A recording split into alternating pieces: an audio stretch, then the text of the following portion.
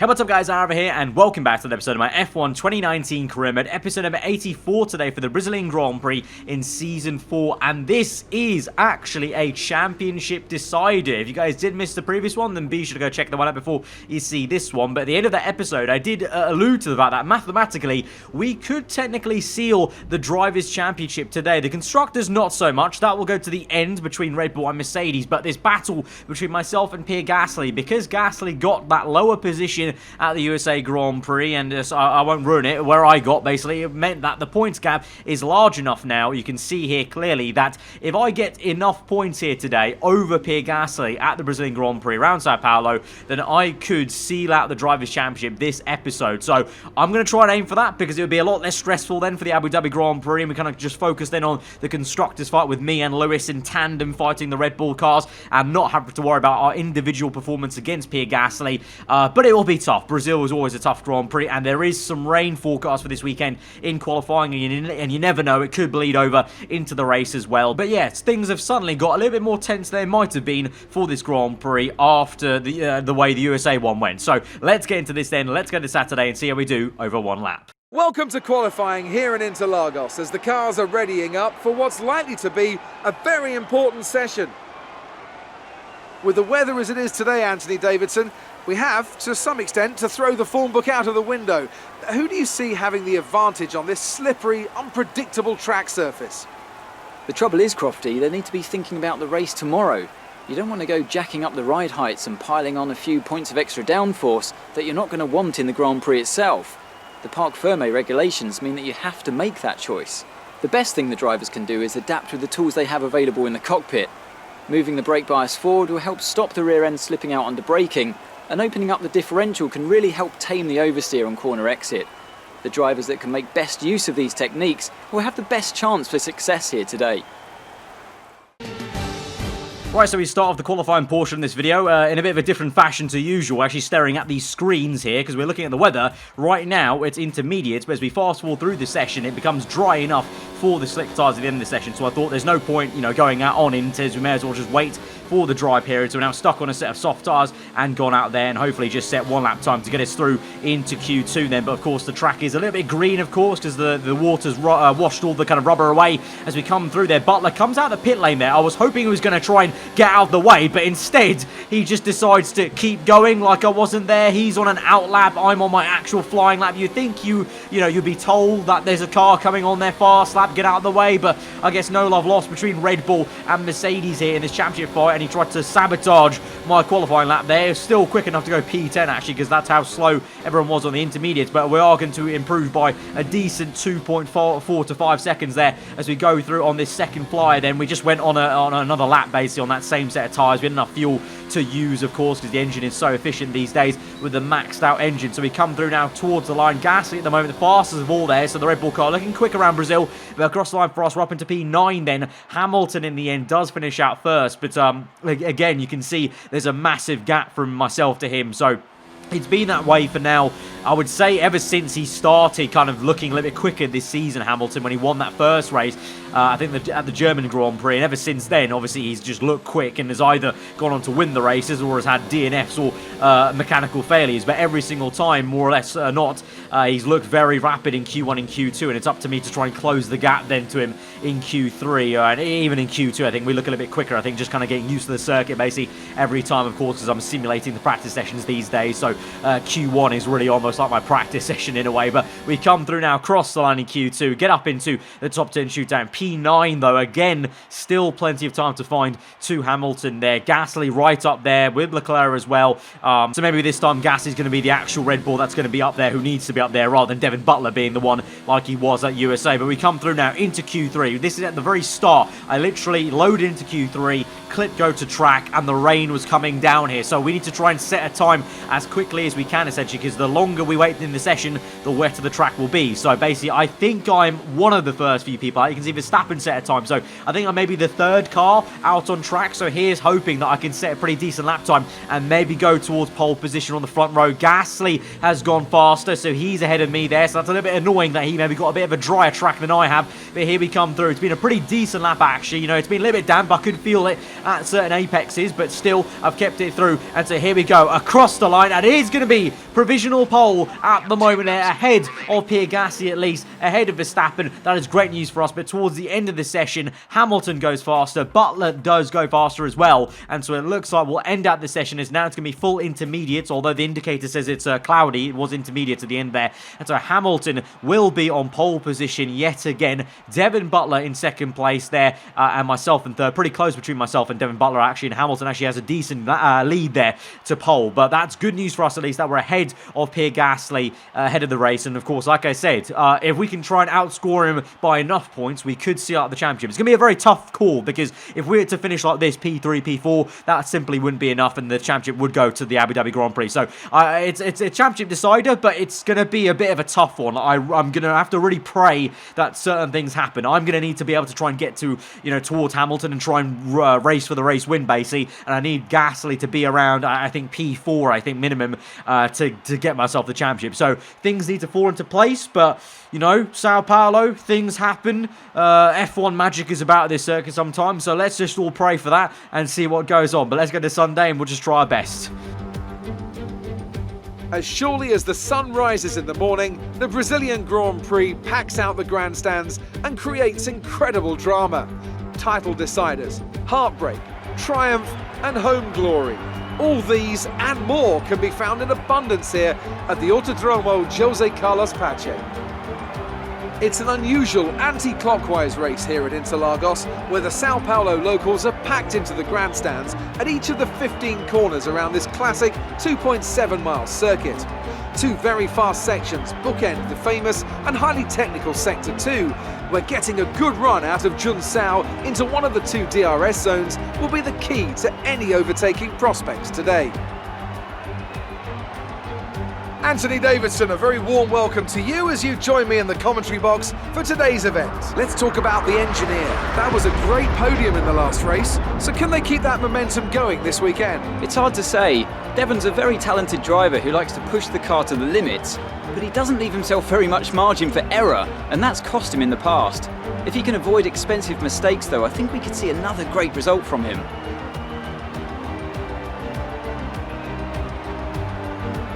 It's time to take a look at our starting grid for today's race. Lewis Hamilton lines up on pole position, edging out Devin Butler, who'll start from P2. Looking down the rest of the grid, we have the engineer, Gasly, Charles Leclerc and Hülkenberg, Verstappen, Bottas, Grosjean and Daniel Kvyat, Stroll, Magnussen, Lucas Faber and Ricciardo, Giovinazzi. They've taken a grid penalty. Perez, George Russell and Lando Norris. Raikkonen and Sebastian Vettel starts from the back of the grid. And with preparations almost complete, let's head down to the track. Right, so here we are then in P3, Gasly is in P4, Butler P2 and Hamilton P1. So great to see that none of us are being, you know, inundated with a penalty there. It's going to be a straight fight this episode and this race here for potentially the Drivers' World Championship, or just, you know, trying to bag some good points and set ourselves up for a very strong position at the Abu Dhabi Grand Prix. And remember, also, this race will be crucial for the constructors. Me and Hamilton need to try and outscore Red Bull by a decent chunk to give ourselves a good chance at Abu Dhabi of getting the constructors title. But in terms of the race strategy, then, to me, a one stop from the soft tyre to the hard tyres, it says here. We'll see about that in terms of the hard tyre is not particularly amazing around this circuit, I remember. So, I don't know, there might be a half a chance of two-stop might be better. I'll have to really see about the scenario where we are in this first stint ready. This first stint's going to be really crucial. I need to get past Devin Butler, and I need to also not let Hamilton get away from us too much there, because if he walks off in the distance, well, it's good for him, good for the team, but it's not good for me in terms of trying to get as many points as we can to maybe get the championship here against Gasly. So, going to have to hope that maybe Hamilton's a little bit slower in the race compared to qualifying, which did happen 2 episodes ago. So, we'll see. And also at the USA, also, he was quite slow at the USA. So, we'll see about that. Maybe it will come true again. And so, with all that, let's just get into this then. The second last race of the season, the Brazilian Grand Prix, a potential championship decider between myself and Pierre Gasly. Here we go then to 5 red lights, and we're underway. And it's a slow start for Hamilton, the poleman. Butler gets a great exit. We have a good start as well. Into turn 1, though. Gasly tries to go around the outside outside. We're going to try and pinch him and squeeze him out by going across the circuit to the right-hand side. And we've squeezed him out so much so that I think Hulkenberg there has just got him up into P4. So the German in the Racing Point car is up into P4. We've got Hamilton now going around the outside of Butler to try and retake the lead of the race as Butler got him off the line. But Hamilton swoops around the outside there. It's a fantastic move by our teammate, and he gets back up into P1 after a great initial getaway from Butler. He's down to P2 already by the time we get into Sector 2, so that's great. So it's Hamilton from Butler, myself, and crucially then we've got Hulkenberg down in P4. Gasly is behind him in P6. So already that is a tick box. If Gasly can get stuck behind Hulkenberg, which could be possible because we know how quick the Racing Point car is in a straight line in this career mode right now in Season 4. This could be a really good chance for us of how we get the championship maybe. But here we go. This is a replay just to see how we did it. We didn't make contact with Gasly. Just very clever driving from myself, if I do say so myself, as we just cut across and pushed him wide on purpose. It allowed Hulkenberg to be invited in, and then this was the move to retake the lead of the race there. Hamilton with a great move around the outside. I mean, look at this. Really jockeying for position there. Gets the exit, gets the grip, and Butler tries his best. He really squeezed Hamilton right to the edge of the circuit there, but Hamilton keeps the foot in and gets P1, and he's already pulling away a little bit from Butler there. The gap, though, quite similar from Butler to Hamilton to myself to Butler, so we're going to try and close it up and maybe try and get up into P2. That'll be, obviously, the next job, really. You know, we've got Gasly down in P5 for now. Obviously, he could overtake Hulkenberg, but for now, he's down in P5. So our job now is to try and get Butler and get to P2 at least, and then see if we can do anything about trying to close up to Hamilton and try and take the race win. Because the race win, for sure, whatever happens to Gasly, will give us the best bet, you would say, of winning the championship, no matter what Gasly does. You know, just getting the full 25 points, maybe even 26 if we get the pass up the Grand Prix potentially. But let's just see. For now, we need to do one job first and get Devin Butler. So here we go now, closing up with DRS here on towards lap number 4. We have a little look to the left, but now we go to the right-hand side, round the outside to turn 1. Butler locks up a little bit on the front right there, so we just have to be a bit patient there. I didn't want to kind of get my nose in there and make a bit of contact unnecessarily, so instead we're going to try and make the move now on the second bite of the cherry for us with DRS. Giovinazzi out the Grand Prix. That's not going to phase us. Round the outside we go, the same place. Butler refused to give us room in qualifying. We go round the outside. We're going to keep the foot in, and just like Hamilton, we get the move done round the outside, down the hill, up into P2 then, and so Butler probably facing some deja vu there, and so it's a 1-2 for Mercedes right now. And so, like I said, now can we action in any sort of charge on Hamilton and try and keep him in our sight? Let's see about that, but also at the same time we have to watch out for Butler as well, because I've used quite a bit of ERS there and fuel. We need to watch out for that as well. And so you come through onto lap number 6. Unfortunately, you can see there the gap has grown to Hamilton. He is just electric in this first stint, it would seem, and he's already pulled away. So I don't know, maybe the race win is already gone for us, but never say never. But for now, he's kind of checked out here, and really we're kind of looking to solidify P2 rather than look ahead of us, because you can see there Butler very much within about 1 second. So I'm always using the ERS at the right time on the main straight, on the back straight as well, and also on this straight as well, the kind of first DRS zone after turns 1 and 2, trying to keep him at bay, because of course I don't have DRS of Hamilton, so trying to do the best job I can. I'm going to lower ERS modes in Sector 2, and even lower fuel mode sometimes here and there that you might not see in these highlight clips, to try and kind of keep the car balanced, keep enough fuel and ERS for the important areas, obviously the kind of traction zones and the kind of overtaking zones around this circuit. Sector 2, very hard to make an overtake, even for the player really, let alone the AI car. But you can see there, my team asked me for a change of strategy there to lap 17, so a little bit later, and go on to the medium tyres, which was a very weird call for me to see, but it means they're kind of confident in my tyre wear. And to be honest, my tyre wear doesn't feel too bad. I had a little look on the heads-up display in a second here, and the tyre wear percentage really isn't that bad actually, so I think I could go to lap 17 easily on the softs, and you would say that's, you know, just over or just under halfway distance of the Grand Prix. So if that's possible on soft tyres, you would think that definitely you could go the rest of the Grand Prix on medium. So basically, if I can make it to lap 17, then I can definitely go on to mediums. But if I can't, I'm going to go back to the hard tyre strategy that I think is going to be the default here. But you can see on lap number 10, going a little bit slower here, with Butler getting even closer, probably the closest it's been this entire time, chasing after me here. And again, we do enough there on the ERS and the fuel to keep him at bay. But definitely the tyre wear kicking in a little bit there. But lap 14 comes, and Hamilton is going to come in on this lap there, which is quite early, to be honest, compared to lap 17 that my team now want me to go to. And Butler is also in. We cut on there to watch out, and we're going to confirm to you now that Hamilton will go onto a set of hard tyres then,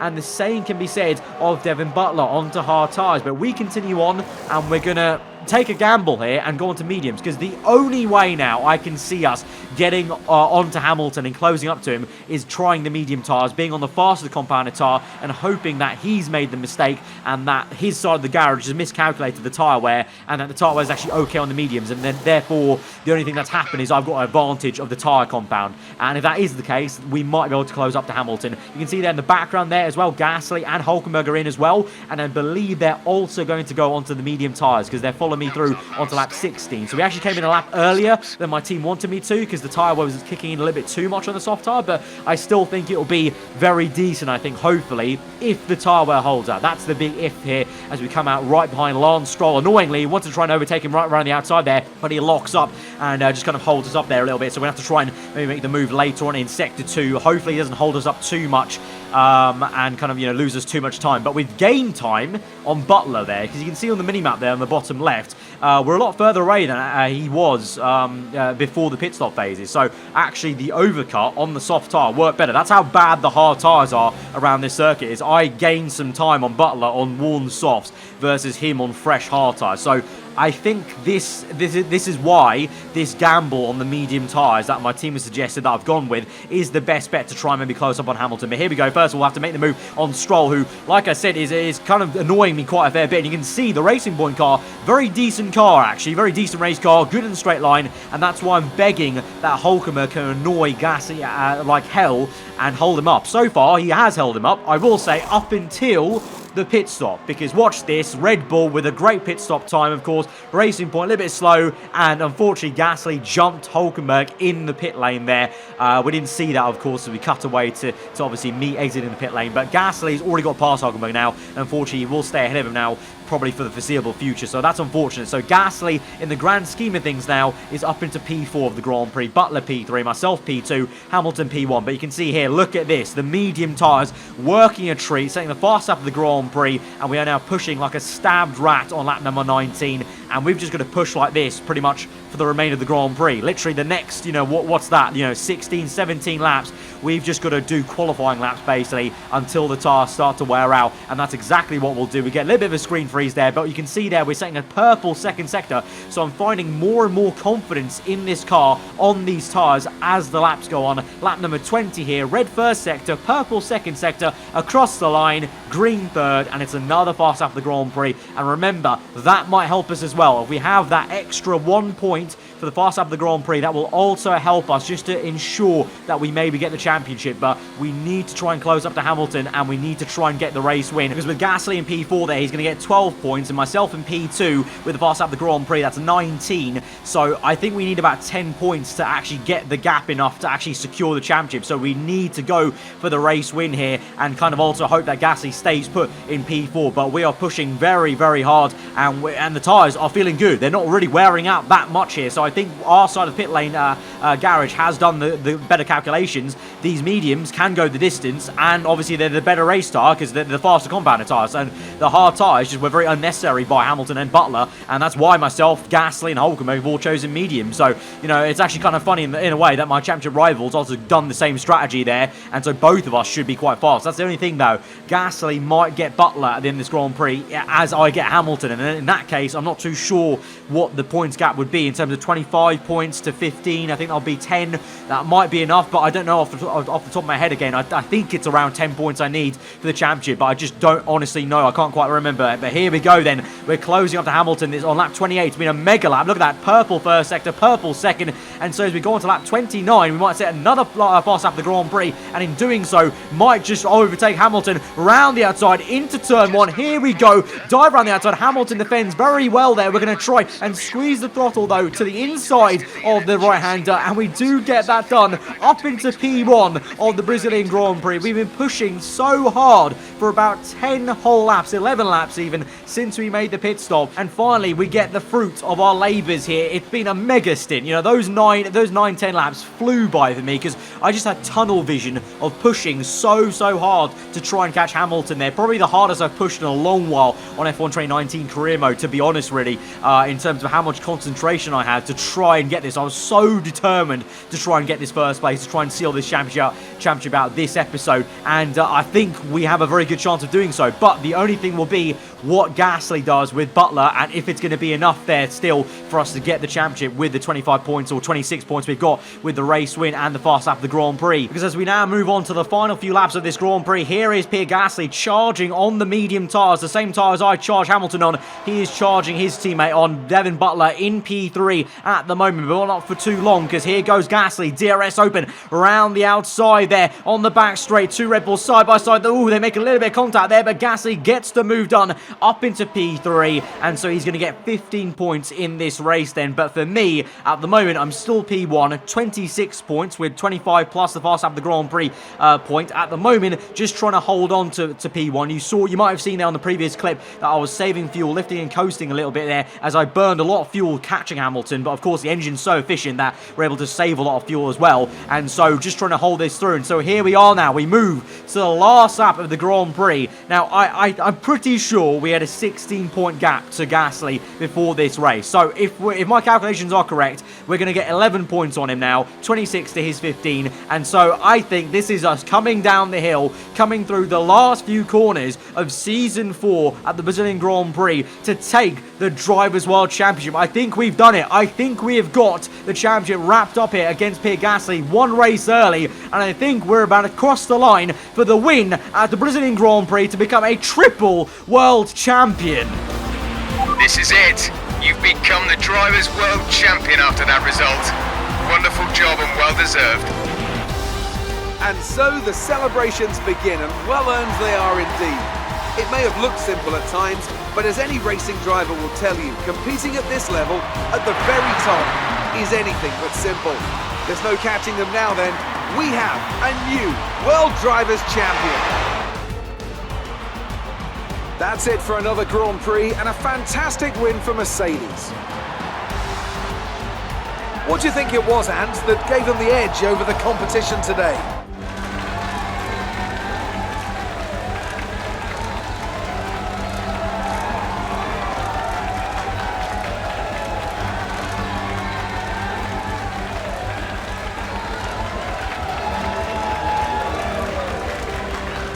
That is honestly the best possible way to round out a Drivers' Championship, with a race win and the fast lap of the Grand Prix, and in the style we did it, you know, catching Hamilton on the faster compound tyre, taking that risk with the strategist and catching him, you know, those 10, 11 laps of pushing flat out like an absolute animal, tunnel vision, catching me up. You know, there was about a 6-second gap there to close up in about 10 laps there, so mega pace for myself, and to then go on to win the race with the fast lap of the Grand Prix. That is probably, yeah, I couldn't have hoped for a better race really in terms of how to finish out the championship and win the Drivers' World title. Of course, it's not done in the Constructors. We've still got 4 points between Red Bull and Mercedes, so it's all to play for at Abu Dhabi for Mercedes v Red Bull. But for myself individually, we've got the Drivers' Championship wrapped up there, and so next race is a dead championship race for us in terms of the drivers. It's just for me now to do the job with Hamilton and try and beat the 2 Red Bulls, which will still be no mean feat. They're going to be quick around Abu Dhabi, so it's still all guns blazing at Abu Dhabi in that kind of way, but at least the kind of personal pressure is off me in terms of knowing that if something was to go wrong at Abu Dhabi between myself and Gasly, that I've already got the Drivers' Championship in the bag there. You can see on your screens now. Absolutely awesome. It's not often that I round out a championship earlier than the last race. A lot of the times it goes down to the wire, always with myself and the F1 game, but this time obviously we got a little bit lucky at the way it went with the penalties and the race at USA and whatnot, but at the same time you make your own luck in Formula 1, and also today, you know, easily it could have gone to Abu Dhabi, but I pulled out that extra gear that I really haven't had since the German Grand Prix. Hamilton's always had the measure over me in the last kind of 6 episodes, but I pulled out that extra gear today, got the race win and bagged the championship. But now you can see on screen as we end off this episode, before the Abu Dhabi Grand Prix, I'm going to go ahead and basically adapt a load of parts on the aero and the engine side. Those 2 departments are the ones that are going to be reset for next year. You can see I've gone ahead and adapted a lot of the ultimate upgrades, trying to give Mercedes the best chance to carry over their upgrades from this season to the next, because I don't know, if I stay with Mercedes then obviously it benefits me, and if I don't stay with Mercedes then obviously just healthy competition for the career mode series in general. So I try and do the best job I can and for their sake, in terms of adapting those parts for next year on the engine side and aero side kind of equally. But I think I adapted more engine stuff than aero, because it seems like on this game the engine power definitely kind of means more really than the aero outright there. But what an episode of the Brazilian Grand Prix, from P3 over to Butler, then went on to overtake Hamilton in a great fashion, pushing for 10 laps so fast. Really enjoyable race for me, a hopefully enjoyable one for you, to round out our third World Drivers' Championship in F1 2019 career mode, guys, in Season 4. So next time, it's all about the constructors. Can we win the championship for Mercedes versus Red Bull? 4 points in it, all to play for. But guys, if you did enjoy this episode, be sure to smash that like button. Be sure to smash it for the third World Championship of our career mode right now. And let me know what you thought in the comments below of that race. If you are new around here, subscribe for weekly F1 content. I've been aarava. Hope you enjoyed today. I'll see you guys next time. Goodbye.